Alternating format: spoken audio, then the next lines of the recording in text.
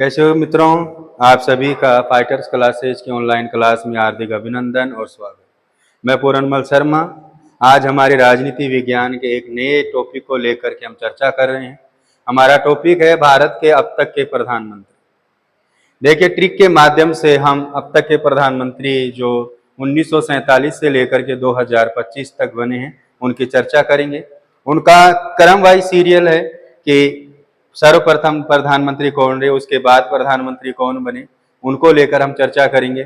और उसी के साथ में प्रधानमंत्रियों को लेकर कुछ अनछुए पहलू जो कक्षा 10 और 12वीं की एनसीईआरटी की जो बुक है वहां पर भी हैं, जो हमारी बीए क्लासेज के अंतर्गत आती है वहां पर भी हैं, और एम लक्ष्मीकांत जो उनको लेकर चर्चा करता है उनके संदर्भ में हम खुल करके चर्चा करेंगे। क्योंकि बहुत सारी ऐसी स्थितियां होती हैं जहां पर आम व्यक्ति ये तय करने की कोशिश करता है कि आखिरकार प्रधानमंत्री कौन सही रहा।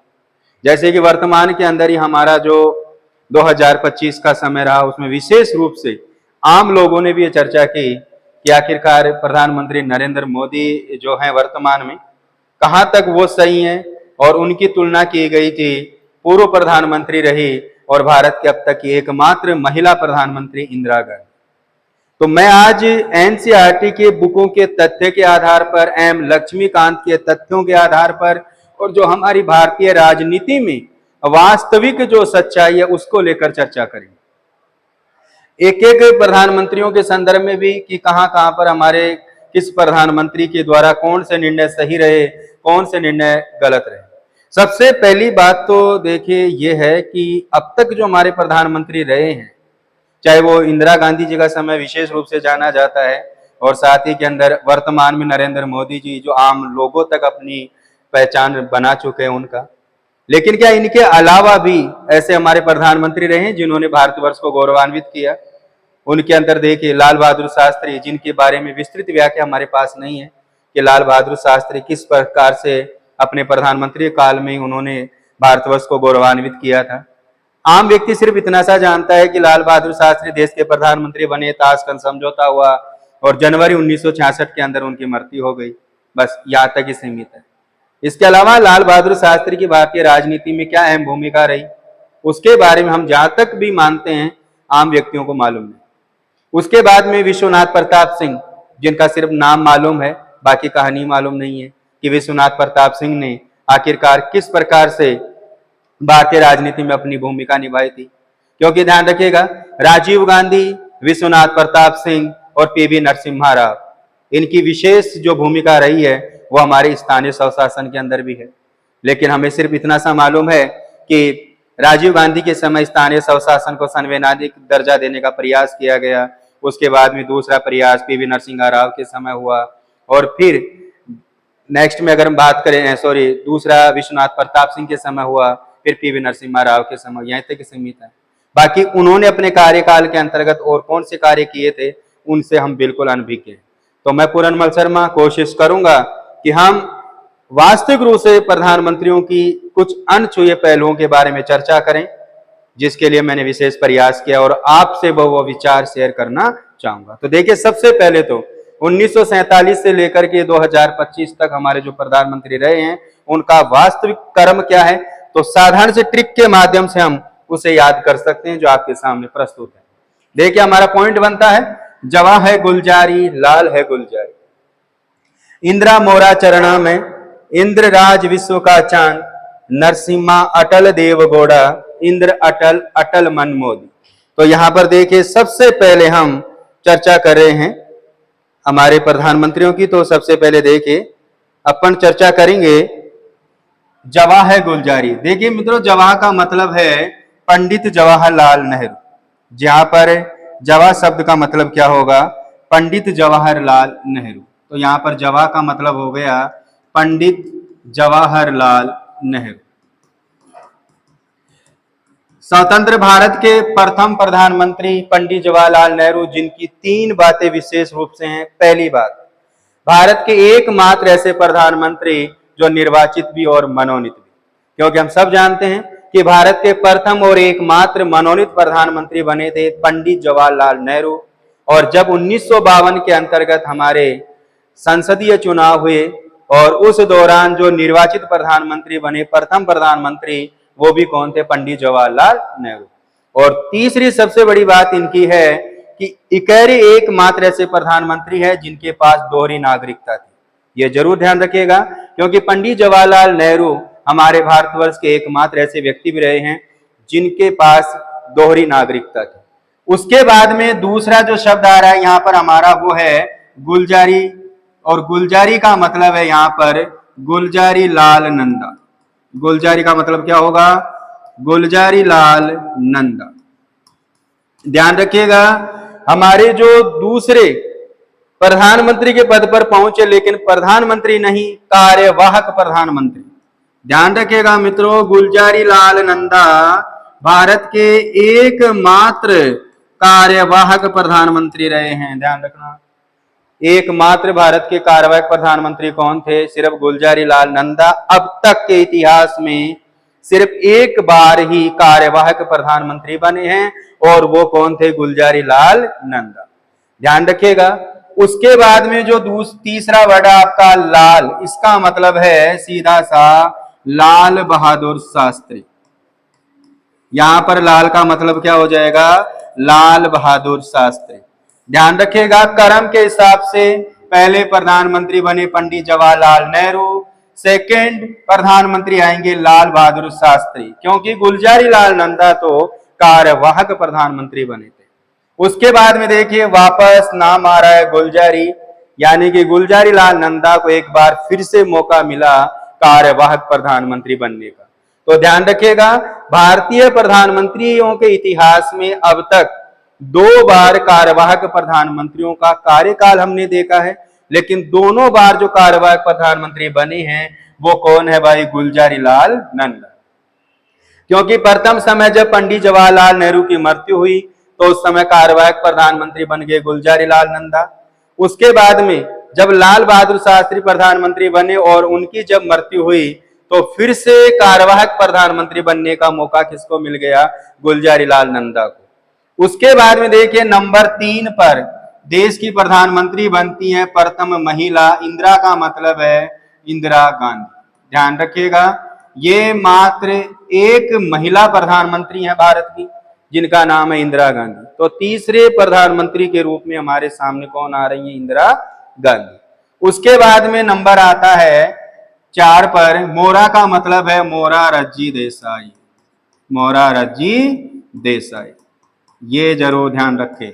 इंदिरा गांधी के बाद देश के प्रधानमंत्री बनते मोरारजी देसाई। मोरारजी देसाई का इतिहास भी बहुत इंटरेस्टिंग है, क्योंकि ध्यान रखिएगा जब पंडित जवाहरलाल नेहरू की मृत्यु होती है तो विकल्प के रूप में कहते हैं कि उत्तराधिकारी के रूप में लाल बहादुर शास्त्री मिल जाते हैं और देश के प्रधानमंत्री लाल बहादुर शास्त्री बन जाते हैं। लेकिन जब लाल बहादुर शास्त्री की मृत्यु होती है तो अब की बार भारतीय प्रधानमंत्री के उत्तराधिकारी पर प्रश्न चिन्ह लग जाता है। कारण है उसका, क्योंकि यहां पर एक नहीं 2 चेहरे सामने आते हैं, एक इंदिरा गांधी का और दूसरा मोरारजी देसाई। इंदिरा गांधी जी कहती हैं कि हमें या मुझे देश का प्रधानमंत्री बनाना चाहिए और मैं प्रधानमंत्री पद के लिए खड़ी होना चाहती हूं। तो वहीं पर दूसरी तरफ आ जाते हैं मोरारजी देसाई।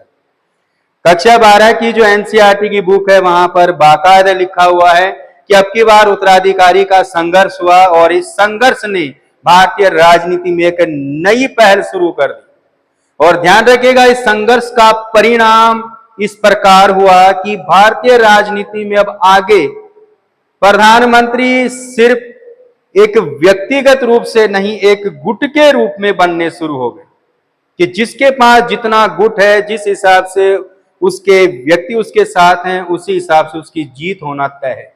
और ये जो गुटों की राजनीति है, ध्यान रखिएगा, वो यहीं से शुरू होती है इंदिरा गांधी और मोरारजी देसाई के रूप में। हालांकि इंदिरा गांधी उस समय जीत जाती हैं, सांसद इसके पक्ष में वोट डालते हैं और इंदिरा गांधी 1966 के अंदर देश की प्रधानमंत्री बन जाती है। लेकिन कहीं ना कहीं ये कटास हो जाती है भारतीय राजनीति में और इस कटास का परिणाम एक नई पार्टी को लेकर के भी आता है और वो पार्टी होती है अपनी जनता पार्टी।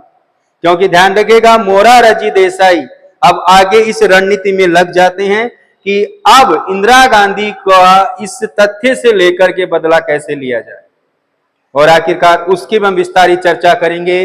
जो हमारा एक नया टॉपिक होगा, इंदिरा बनाम मोरारजी देसाई, जहां पर हम खुल करके चर्चा करेंगे भारतीय राजनीति की तथ्यों के आधार पर, किसी व्यक्तिगत कथन पर नहीं, क्योंकि एनसीईआरटी की जो किताब वो क्या कहती है इसको लेकर के, जो बिल्कुल लिखित तथ्य हैं उन्हीं को लेकर हम चर्चा करेंगे। उसके बाद में देखिए मोरारजी, मोरा का मतलब हो गया मोरारजी देसाई, चरणा का मतलब हो गया चौधरी चरण सिंह। तो नेक्स्ट प्रधानमंत्री बनते हैं चौधरी चरण सिंह। सबसे पहले आते हैं पंडित जवाहरलाल नेहरू नंबर 1 पर, उसके बाद कार्यवाहक प्रधानमंत्री गुलजारी लाल नंदा, उसके बाद में क्रम से देखें तो नंबर 2 पर प्रधानमंत्री बनते हैं लाल बहादुर शास्त्री, फिर कार्यवाहक प्रधानमंत्री गुलजारी लाल नंदा, नंबर 3 पर प्रधानमंत्री बनते हैं इंदिरा गांधी, नंबर 4 पर आते हैं मोरारजी देसाई, और नंबर 5 पर आते हैं चौधरी चरण सिंह। देखिए एक बात ध्यान रखना, ये कहावत सही है कि जब किसी भी विषय वस्तु में दरार पड़ना शुरू होती है, वो दरार घटती नहीं है, दरार बढ़ती जाती है। इस दरार की शुरुआत सिर्फ कांग्रेस पार्टी में हुई थी, क्योंकि कांग्रेस पार्टी जो अब तक देश की नेतृत्व के रूप में सबसे बड़ी पार्टी थी, जिसने ना सिर्फ संसदीय चुनाव में बल्कि विधानसभा के चुनावों के अंदर भी बहुत बड़ी जीत दर्ज कर रखी थी। ये दरार जो शुरू हुई थी इंदिरा गांधी और मोरारजी देसाई के रूप में 1977 के चुनावों के बाद, ये दरार फिर से पड़ी। लेकिन अब की बार ये दरार कांग्रेस में नहीं पड़ी, जनता दल में ही पड़ी। क्योंकि ध्यान रखिएगा, जब जनता दल 1977 के चुनावों के अंदर जीत हासिल करता है, मोरारजी देसाई देश के प्रधानमंत्री बन जाते हैं। लेकिन इस जनता पार्टी का कोई एक अकेला ये दावेदारी व्यक्ति नहीं था, इसके अलावा जगजीवन बाबू राम और चौधरी चरण सिंह भी था। जब मोरारजी देसाई प्रधानमंत्री बन गए तो इस बात की खटास चौधरी चरण सिंह को लगी, और चौधरी चरण सिंह लगातार इस बात से नाखुश रहे, और इसी का फायदा उठाया था इंदिरा गांधी। मोरारजी देसाई कुछ समय तक, लगभग 4 माह के बाद ही चौधरी चरण सिंह ने मोरारजी देसाई की जनता पार्टी के सांसदों को लेकर के बगावत कर दी, और इस बगावत के अंदर पूरा फायदा चौधरी चरण सिंह को मिला, क्योंकि इंदिरा गांधी ने चौधरी चरण सिंह का समर्थन कर दिया, और अब देश के प्रधानमंत्री बन गए चौधरी चरण सिंह। इसीलिए ध्यान रखिएगा मित्रों, मोरारजी देसाई के बाद में हमारे देश के प्रधानमंत्री बनते हैं चौधरी चरण सिंह, और चौधरी चरण सिंह के बाद अब नंबर आ रहा इंद्र। इंद्र का मतलब वापस इंदिरा गांधी। ध्यान रखिएगा जरूर, चौधरी चरण सिंह के बाद फिर से आ जाती हैं कौन? इंदिरा गांधी। कारण क्या था उसकी भी चर्चा करेंगे कि आखिरकार क्या स्थिति बनी कि मोरारजी देसाई के बाद प्रधानमंत्री चौधरी चरण सिंह बन गए। चौधरी चरण सिंह के बनने के कुछ समय बाद ही, यानी कि हमारे संसद के 5 वर्ष के ही कार्यकाल के अंतर्गत 1977 से जो कार्यकाल शुरू हुआ, वहां पर हमने 3 प्रधानमंत्री देख लिए। पहले मोरारजी देसाई चुनाव होते ही प्रधानमंत्री बन जाते हैं, उसके बाद चौधरी चरण सिंह बगावत करते हैं, मौका चौधरी चरण सिंह को मिल जाता है। लेकिन ध्यान रखिएगा, चौधरी चरण सिंह भी अधिक समय तक कमान नहीं संभालते हैं, उसके बाद मौका मिल जाता है इंदिरा गांधी। कहानी क्या रही, ऐसी क्या स्थितियां बनी थी कि पहले मोरारजी देसाई बने, फिर चौधरी चरण सिंह, और चौधरी चरण सिंह के बाद फिर इंदिरा गांधी को मौका कैसे मिल गया, उसकी हम खुल करके चर्चा करें। क्योंकि इंदिरा गांधी ने वास्तविक रूप से अगर हम देखें तो एक राजनीतिक भूमिका निभाई थी, क्योंकि भाई राजनीति है। अब राजनीति के अंतर्गत व्यक्ति जो है हर तरीके से कोशिश करता है कि ये जो मेरी कुर्सी है वो मेरे तक ही बनी रहे। तो देखिए उसकी भी चर्चा हम करेंगे। फिर इंदिरा गांधी, और इंदिरा गांधी के बाद देखिए शब्द है राज। राज का मतलब हो गया राजीव गांधी। अगला प्रधानमंत्री आता है हमारा राजीव गांधी। 1984 के अंदर इंदिरा गांधी की मृत्यु हो जाती है, और इंदिरा गांधी के बाद देश के प्रधानमंत्री कौन बन रहे हैं? राजीव गांधी। राजीव गांधी के बाद फिर शब्द है राज के बाद विश्व, और विश्व का मतलब है विश्व प्रताप सिंह। उसके बाद अगले प्रधानमंत्री कौन बनते हैं? हमारे भाई विश्व प्रताप सिंह। और उसके बाद में चांद, चांद का मतलब है चंद्रशेखर। अगले प्रधानमंत्री कौन आ गए? चंद्रशेखर।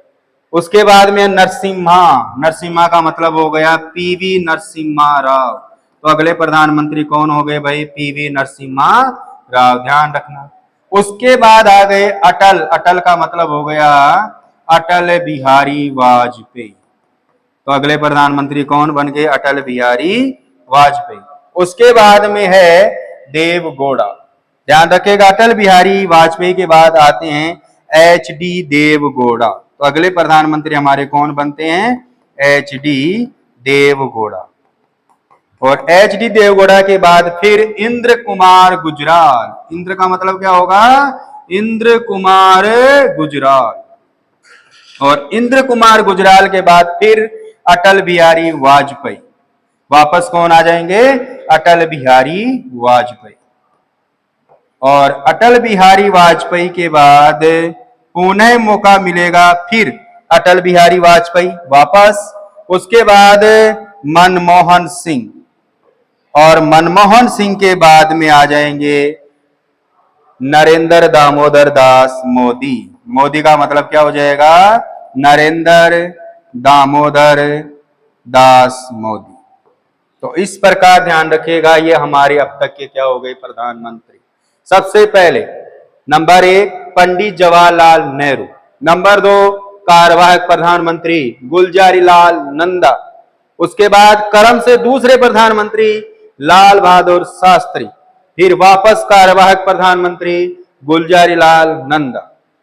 उसके बाद इंदिरा गांधी, इंदिरा गांधी के बाद मोरारजी देसाई, मोरारजी देसाई के बाद चरणा का मतलब चौधरी चरण सिंह, चौधरी चरण सिंह के बाद फिर इंद्र, इंद्र का मतलब इंदिरा गांधी, इंदिरा गांधी के बाद फिर राजीव गांधी, राजीव गांधी के बाद विश्वनाथ प्रताप सिंह, विश्वनाथ प्रताप सिंह के बाद चांद का मतलब चंद्रशेखर, चंद्रशेखर के बाद नरसिम्हा, नरसिम्हा का मतलब पीवी नरसिम्हा राव, पीवी नरसिम्हा राव के बाद अटल, अटल का मतलब अटल बिहारी वाजपेयी, अटल बिहारी वाजपेयी के बाद HD देवगौड़ा, HD देवगौड़ा के बाद फिर इंद्र कुमार गुजराल, और इंद्र कुमार गुजराल के बाद फिर अटल बिहारी वाजपेयी, उसके बाद वापस अटल बिहारी वाजपेयी, फिर 2 बार कार्यकाल मनमोहन सिंह, और मनमोहन सिंह के बाद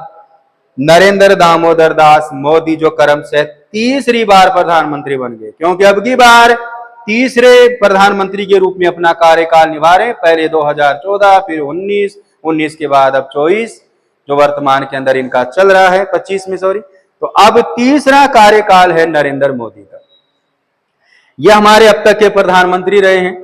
और इनमें से अधिकांश जो तथ्य हैं, देखिए राजनीति के अंदर बात सबकी होती है, लेकिन आम लोगों तक जो बात होती है ना, कांग्रेस पार्टी को लेकर और भारतीय जनता पार्टी को लेकर, दो ही व्यक्तियों की होती है। और कारण भी इसमें देखिए, संसद के अंदर आए दिन ये परिचर्चाएं चलती हैं।